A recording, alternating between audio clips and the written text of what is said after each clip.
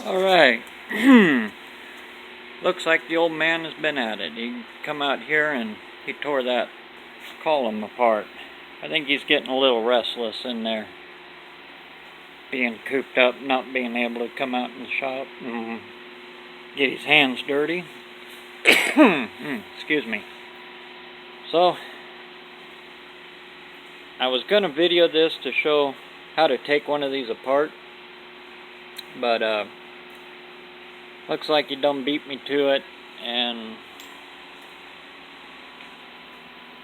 done got his fingers dirty. That's good. That's good. If I can remember and I can be here at the right time, maybe I can catch this as it goes back together. Show you some of the tricks, and there are a couple of special tools here that speed the process up, make it a whole lot easier on these old GM columns. But anyway, and I'll try to get the footage of how he does this. He's got a very good system. We've done it on many times on how to make an old tilt column, how to shorten it, strip it, and everything. How we get rid of that to make it look like that when it's done. Again, I'll show all of that, but here's kind of the opening stages and getting rid of that. The old key holder, when it's said and done, it'll look like that. Again, I'll show that once we get rolling on that. And I'm not going to mess anything up here because he's got a mindset and he knows his direction.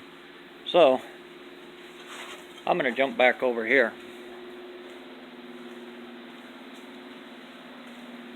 You can see from the last one I got that set. Still not bolted down all the way, not secured, but we'll get that. I think what I'm going to do today is I'm going to pull that seat back out and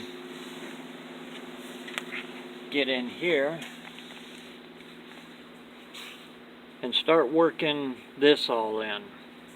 I'll show you how we build a hump, because now I know my hump measurement with the seat down. Try to do this without making you seasick here.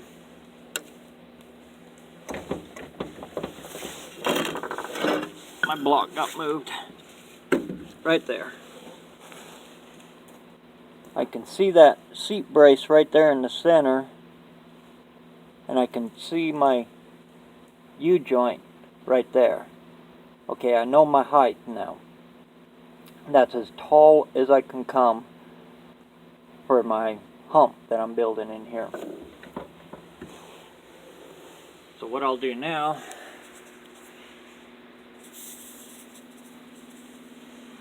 like I said there, is I'll pull this seat out and start laying out the bracing and everything for the hump here.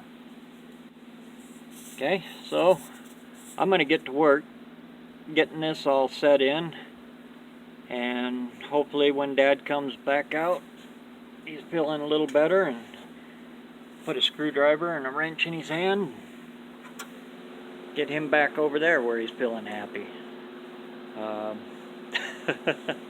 The fancy dancy 1970s pimp blanket there, that's so he can wrap himself up with the treatments and stuff he's on right now.